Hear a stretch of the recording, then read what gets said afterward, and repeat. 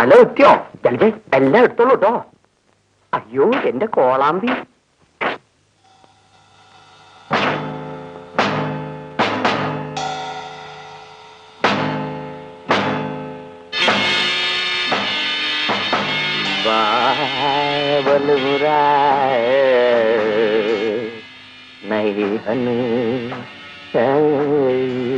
അപ്പോ ഇവിടെ അങ്ങ് സുഖമായി കൂടിക്കോളൂ. ഭാഗ്യവാൻ. ഇനി എല്ലാം നിന്റെ കയ്യിലാണ് കൊച്ചേ.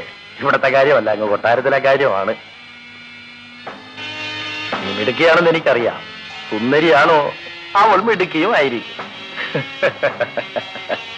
ശരി, സുഖിച്ചോളൂ സുഖിച്ചോളൂ, ഞാനങ്ങ് പോയേക്കാം. പക്ഷെ ഒരു കാര്യം, ഒരുപാട് ജോലി ചെയ്യാൻ കിടക്കാണ്. ക്ഷീണിക്കണ്ട കേട്ടോ.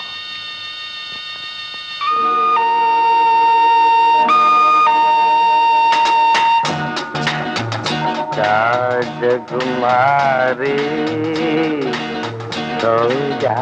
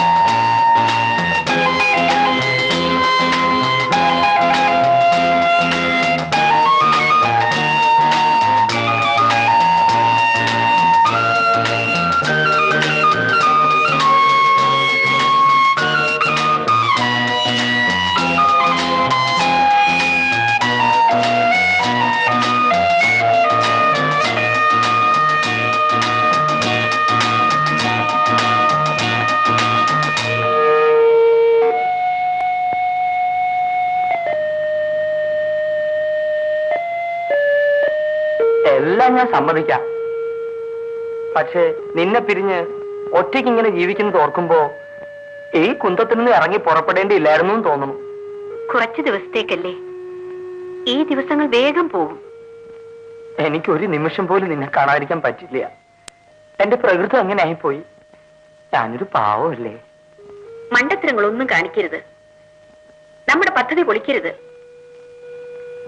സമയം കിട്ടുമ്പോഴൊക്കെ ഞാൻ ഒളിച്ചു പോരാ. അത് പോരാ, നീ ദിവസം വരണം. എനിക്ക് ഒറ്റയ്ക്ക് ജീവിക്കാൻ പറ്റില്ല. നമ്മൾ വളരെ സൂക്ഷിക്കണം, അല്ലെങ്കിൽ അപകടമാണ്. ശരി ശരി, നമുക്ക് ഒന്നുകൂടി ഇറങ്ങാം. വേണ്ട വേണ്ട, ഒരു ഉറക്കം മതി. And go to bed. Behave yourself. Be a good boy.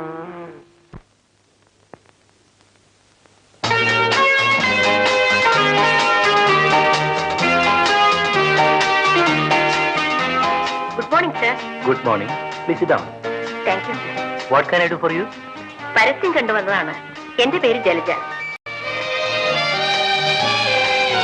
പരസ്യം ശരിക്ക് വായിച്ചില്ലെന്ന് തോന്നുന്നു. പ്രായമായ സ്ത്രീയാണ് ആവശ്യം. നിങ്ങൾക്ക് അത്ര പ്രായമുണ്ടെന്ന് തോന്നുന്നില്ല. പ്രായത്തിനും ഡ്യൂട്ടിക്കും എന്താ ബന്ധം?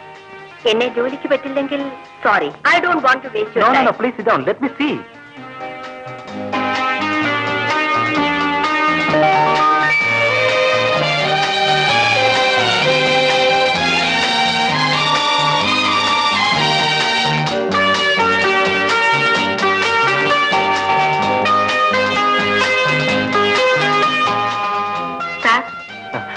എന്താ ആലോചിക്കുന്നത്? ഒന്നുമില്ല. അല്ല, നിങ്ങൾ പറഞ്ഞത് ശരിയാണ്. ഡ്യൂട്ടിക്കും പ്രായത്തിനും എന്ത് ബന്ധം? ഇക്കാര്യത്തിൽ തീരുമാനം എടുക്കേണ്ടത് 60 വയസ്സ് പ്രായമുള്ള ഒരു സ്ത്രീയാണ്. കേദാർ മഹാറാണിക്കാണ് നഴ്സിന് വേണ്ടത്. ഞാൻ മഹാറാണിയുടെ വ്യക്തിപരമായ കാര്യങ്ങളും സാമ്പത്തിക കാര്യങ്ങളും നോക്കുന്ന ഒരു മാനേജറാണ്. എന്റെ സീനിയർ മിസ്റ്റർ പ്രഭാകരനാണ് മഹാറാണിയുടെ നിയമോപദേശകൻ. നേരത്തെ ജോലി ചെയ്യുന്നത് പ്രായമായൊരു സ്ത്രീയായിരുന്നു. ആ സ്ത്രീ മരിച്ചു. അതിനു പകരം നിയമിക്കാനാണ്. ചെറുപ്പക്കാരിയായി നിങ്ങളെ അവർക്ക് എത്രത്തോളം ഇഷ്ടപ്പെടുമെന്ന് എനിക്ക് പറയാൻ വയ്യ.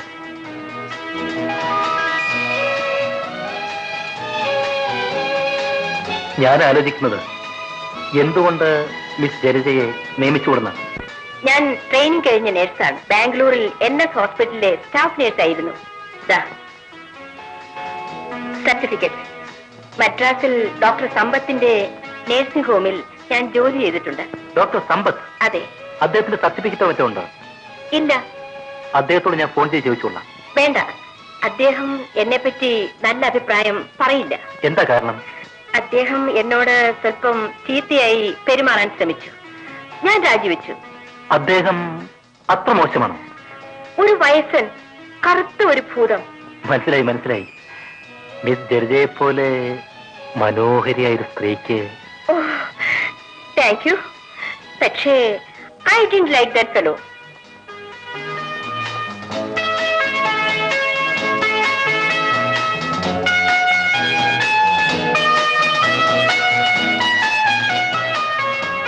എന്റെ അച്ഛൻ റാണിയുടെ കച്ചേരിക്ക് വയലിൻ വായിച്ചിട്ടുണ്ട്. ഓ, അദ്ദേഹത്തിന്റെ പേര്? കൊട്ടാരം രാമനാഥൻ. അദ്ദേഹം ഇപ്പോഴില്ലേ? മരിച്ചു. 3 വർഷമായി. ഞാൻ പാടും, വയലിൻ വായിക്കും. പക്ഷേ അതുകൊണ്ട് മാത്രം ഒരു സ്ത്രീക്ക് ജീവിക്കാൻ പ്രയാസമായതുകൊണ്ടാണ് നഴ്സായി ട്രെയിനിങ് കഴിച്ച് ജോലിക്ക് പോയത്. എനിക്ക് വയ്യാതായി സാർ. ഇനി സ്വല്പം വിശ്രമമുള്ള ഒരു ജോലി വേണം. അതുകൊണ്ടാണ് പരസ്യം കണ്ടപ്പോൾ വന്നത്. ഈ ജോലിക്ക് ഞാൻ പറ്റില്ലേ സാർ? പറ്റുമെന്നാണ് തോന്നുന്നത്. പക്ഷേ വയസ്സ് പറയുമ്പോ മഹാറാണിയുടെ പ്രതികരണം എന്തായിരിക്കുമെന്നാണ് ആലോചിക്കുന്നത്. ആട്ടെ, വയസ്സ് ഇപ്പൊ എത്രയായി? 28. സർട്ടിഫിക്കറ്റ് കാണണോ സാർ? വേണ്ട വേണ്ട. ഞാൻ മഹാറാണിയോട് നിങ്ങൾക്ക് 38 വയസ്സായെന്നാണ് പറയാൻ പോകുന്നത്. വിഷമമുണ്ടോ? ഇല്ല സാർ. ഇന്ന് വൈകുന്നേരം ഞാൻ മഹാറാണി കാണും. കുറെ പേപ്പേഴ്സ് ഒപ്പിടിക്കാനുണ്ട്. അപ്പോൾ നിങ്ങളെക്കുറിച്ച് ഞാൻ സംസാരിക്കാം. Thank you sir. ശമ്പളത്തിന്റെ കാര്യം നിങ്ങൾ ചോദിച്ചില്ലല്ലോ. എല്ലാ ചിലവുകളും കഴിഞ്ഞ് മാസം 300 രൂപ കിട്ടും. അതുപോലെ മതി സാർ. നാളെ വൈകുന്നേരം 5 മണിക്ക് നിങ്ങൾ വന്നാൽ ഞാൻ മഹാറാണിയുടെ തീരുമാനം അറിയിക്കാം. ശരി സാർ.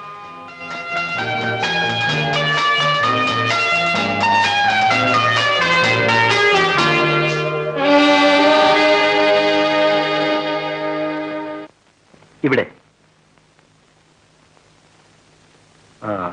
ഇവിടെയും വേണം. ഒന്നുകൂടി.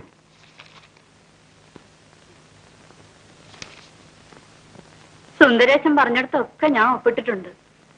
ഒന്നും എനിക്ക് കാണാൻ വയ്യന്നേ. സെക്യൂരിറ്റി ബോൺസ്, യൂണിറ്റ് ട്രസ്റ്റ്, ഇതിന്റെ പേപ്പേഴ്സ് ആണ്. പിന്നെ എസ്റ്റേറ്റിന്റെ ചില കറസ്പോണ്ടൻസും ഉണ്ട്. എന്തോ ആട്ടെ, എല്ലാം സുന്ദരേശൻ നോക്കിയാ മതി. പിന്നെ പത്രത്തിൽ പരസ്യം ചെയ്തിട്ട് നാൻസി എന്ന ഒരു സ്ത്രീ മാത്രമേ അപേക്ഷിച്ചുള്ളൂ. 19 അപേക്ഷ കിട്ടി.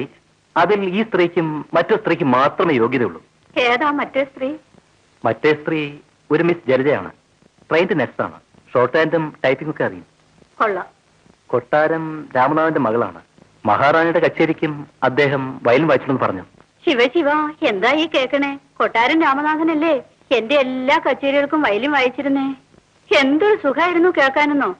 എന്റെ ശരീരവും രാമനാഥന്റെ വയലിനും വേർതിരിച്ചറിയാൻ സാധിക്കില്ല. എല്ലാം ഇന്നലെ കഴിഞ്ഞ പോലെ തോന്നുന്നു. അദ്ദേഹം ജീവിച്ചിരിപ്പുണ്ടോ? ഇല്ല, 2-3 മാസം മുമ്പ് മരിച്ചുപോയി. കഷ്ടം കഷ്ടം.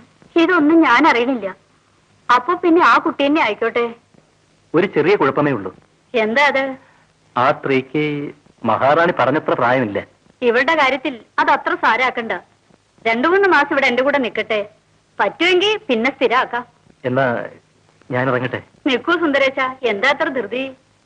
സ്വല്പം ജോലിയുണ്ട്. സുന്ദരേശന് എന്നും തിരക്കാം. വന്നാ ഉടനെ പോണം. എന്താ വല്ല ചെറുപ്പക്കാരി പെണ്ണുങ്ങളോടും കാത്തിരിക്കാൻ പറഞ്ഞിട്ടുണ്ടോ? മഹാറാണി, ഞാൻ അത്രക്കാരനല്ല.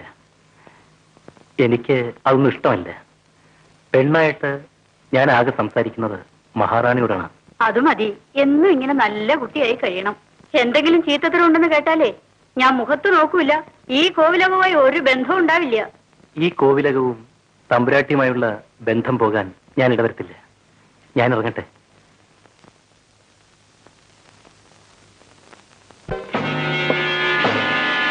ഞാൻ ഉദ്ദേശിച്ച പ്രായമില്ല നിനക്ക്. സാരമില്ല, നീ എന്റെ കൂടെ ഒരു 3 മാസം നിൽക്കൂ, നോക്കട്ടെ. ഇനി നീ കുട്ടിയെ ചെന്ന് കാണൂ. അവൾക്കും പിടിക്കണ്ടേ? പിള്ളേ, എന്റെ ഡ്രൈവറാണ് പിള്ള. ഇവളാണ് എന്റെ പുതിയ നേഴ്സ് ജലജ. രോഹിണിയുടെ മുറി കാണിച്ചു കൊടുക്കൂ.